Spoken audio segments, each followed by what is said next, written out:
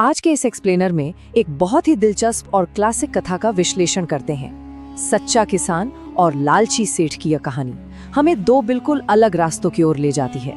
एक तरफ है एक विनम्र, गरीब लेकिन बेहद ईमानदार किसान धनिया और दूसरी तरफ है एक बहुत ही अमीर, ताकतवर लेकिन लालची व्यापारी लालाचंद सेठ। इस कथा में हम इन्हीं दो विपरीत दुनियाओं की टक्कर देखेंगे, जहां एक का आधार मेहनत है और दूसरे का आधार सिर्फ और सिर्फ लालच।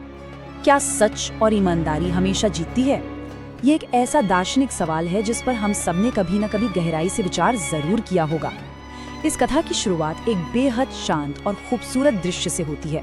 भोर का समय है, ठंडी हवा चल रही है, आसमान में हल्की लालिमा है और पूरा गांव अभी गहरी नींद में है। लेकिन धनिया अपने पुराने हल और बैलों के साथ अपनी दिनचर्या की शुरुआत कर चुका है। वो शांत गांव इस बात से पूरी तरह अनजान है कि जल्द ही वहां ईमानदारी और लालच का एक बहुत बड़ा और विनाशकारी टकराव होने वाला है। इन दोनों किरदारों के बीच का अंतर एकदम साफ है। एक तरफ धनिया है जिसकी मेहनत पूरी तरह से शुद्ध है, उसकी फसल में कोई मिलावट नहीं है, वो हमेशा अपनी उपज का उचित दाम ही मांगता है और इसी वजह से गांव वाले उस पर आंख मूंद कर भरोसा करते हैं। वहीं दूसरी तरफ लालाचंद सेठ का साम्राज्य है। लालाचंद मुनाफा कमाने के लिए अपनी चीजों में बेखौफ मिलावट करता है और अपने एकाधिकार का फायदा उठाकर उन्हें मनमाने महंगे दामों पर बेचता है, बिल्कुल आज के दौर की उन बड़ी कंपनियों की तरह जो बाजार पर कब्जा कर लेती हैं। जब धनिया की ईमानदारी की वजह से सेठ का व्यापार प्रभावित होने लगता है तो ये मामला सिर्फ व्यापारिक नहीं रह जाता, बल्कि एक गहरी व्यक्तिगत दुश्मनी में बदल जाता है। धनिया का एक बहुत ही गहरा विचार है जो उसके जीवन का मूल दर्शन भी है। अगर मेरी मेहनत का सही मूल्य मेरे परिवार का पेट भर दे तो मेरी मेहनत सफल है। ये सोचने वाली बात है कि कितनी साधारण लेकिन संतुष्ट सोच है।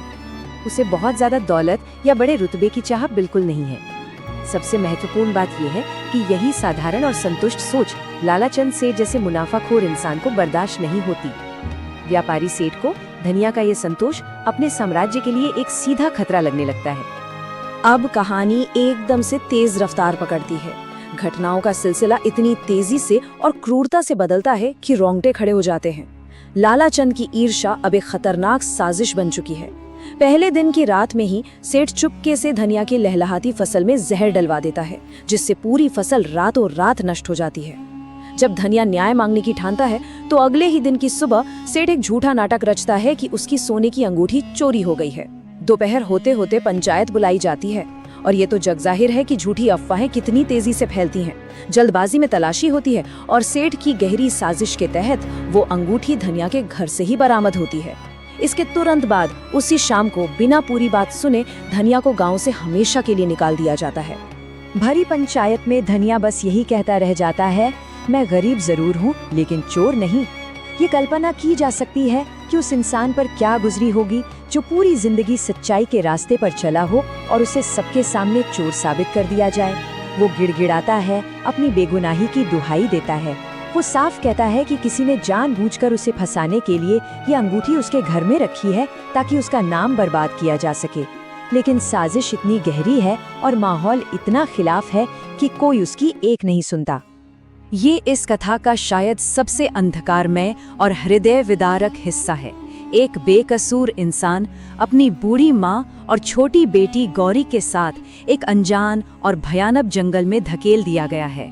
सूरज ढल चुका है, सर्द हवाएं चल रही हैं और आसमान में काले बादल घिराए हैं। अचानक बिजली कड़कती है और मूसलाधार बारिश शुरू हो जाती है। ये सिर्फ मौसम का तूफान नहीं है, बल्कि ये उस परिवार के जीवन में आए भयंकर संकट का साक्षात प्रतीक है। वे पूरी तरह से भीग रहे हैं, कांप रहे हैं और आश्रय की तलाश में दर दर भटक रहे हैं। और तभी बिजली की एक तेज चमक के बीच धनिया की नजर पहाड़ी में बने एक अंधेरे से रास्ते पर पड़ती है। वो एक विशाल गुफा है। यही एक बहुत बड़ा सवाल उठता है, क्या ये रहस्यमयी गुफा उन्हें पनाह देगी या ये एक नया और भयानक खतरा है? गांव में अक्सर उस गुफा के बारे में डरावनी कहानियां सुनाई जाती थी। वहां से अजीब आवाजें आने की बातें मशहूर थी। लेकिन उस जानलेवा तूफान में उनके पास और कोई विकल्प नहीं बचता। वे किसी तरह खुद को बचाने के लिए उस अंधेरी और रहस्यमयी गुफा के अंदर प्रवेश कर जाते हैं। अब ये देखना दिलचस्प है कि तकदीर कैसे अचानक करवट लेती है। तूफान थम चुका है। कुछ दिनों बाद जब गुफा ही उनका नया घर बन चुकी है, एक शांत सुबह छोटी गौरी गुफा की सफाई कर रही है। झाड़ू लगाते समय उसकी नजर पत्थरों के बीच छिपी एक पुरानी थैली पर पड़ती है। जैसे ही वो उसे खोलती है, अंदर चमकते हुए सोने के सिक्के भरे होते हैं। ये एक बेहद शांत लेकिन जीवन को पूरी तरह से बदल देने वाला क्षण है। जो परिवार कल तक बेघर और बेसहारा था, उसे अचानक अपार धन मिल जाता है। इस घटना पर धनिया की माँ की बात एक बहुत बड़ा नैतिक संदेश देती है। ईश्वर ने हमारी सच्चाई और मेहनत का फल दिया है। ये परिवार इस खजाने को कोई अंधा सौभाग्य या लॉटरी बिल्कुल नहीं मानता। वे इसे सीधे तौर पर ईश्वरीय न्याय के रूप में देखते हैं। उनका दृढ़ विश्वास है कि उनकी ईमानदारी और धैर्य की वजह से ही सबसे मुश्किल समय में उन्हें ये सहारा मिला है। और सच कहें तो यही सोच उन्हें जमीन से जोड़े रखती है। यहाँ दोनों व्यक्तियों की प्रतिक्रिया का अंतर देखने लायक है।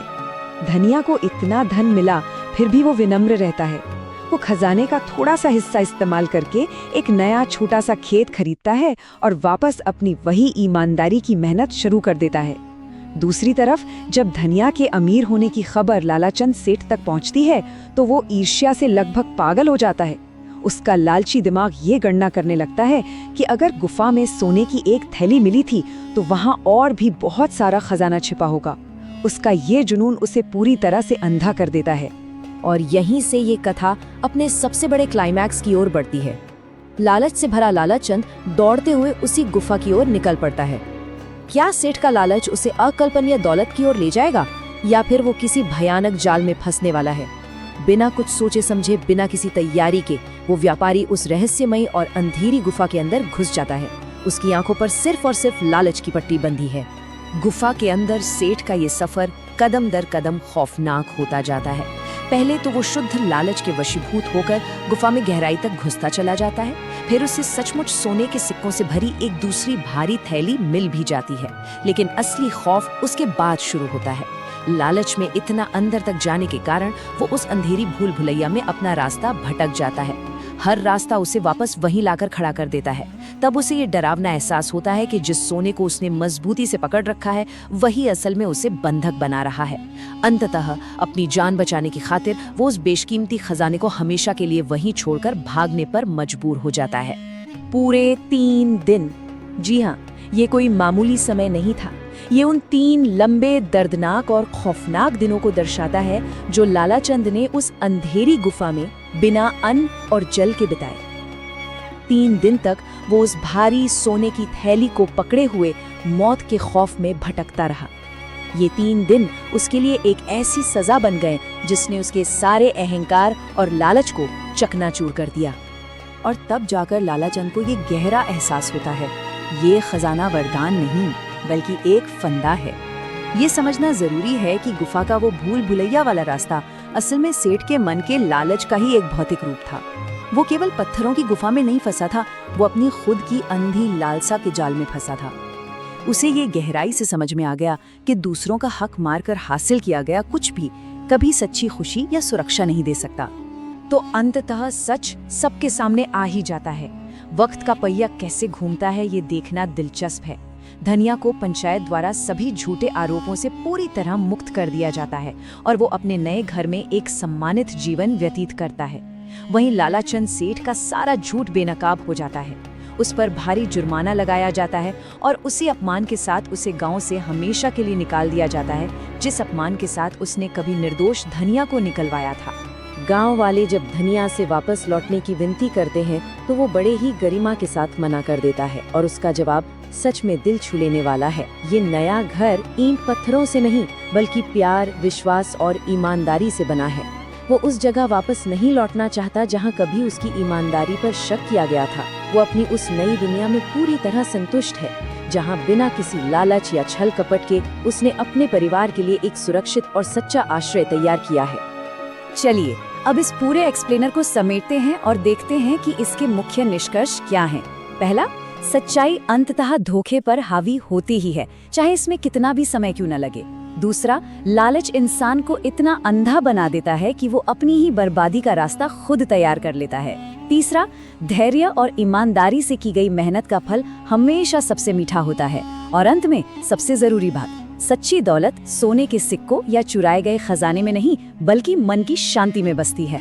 तो इस पूरे विश्लेषण के अंत में एक बहुत ही गहरा सवाल उठता है। एक ऐसी दुनिया में जहां अक्सर शॉर्टकट और धोखेबाजी को जल्दी सफलता मिलती दिखती है, क्या सच्ची ईमानदारी आज भी सबसे बड़ी और अंतिम शक्ति है? धनिया और लालाचंद की ये कथा यही साबित करती है कि शॉर्टकट का रास्ता भले ही कुछ पल के लिए आसान दिखे, लेकिन स्थायी जीत हमेशा सच्चाई की ही होती है। इसी विचार के साथ हमारा ये विश्लेषण यही संपन्न होता है। इस चर्चा से जुड़ने के लिए बहुत बहुत धन्यवाद।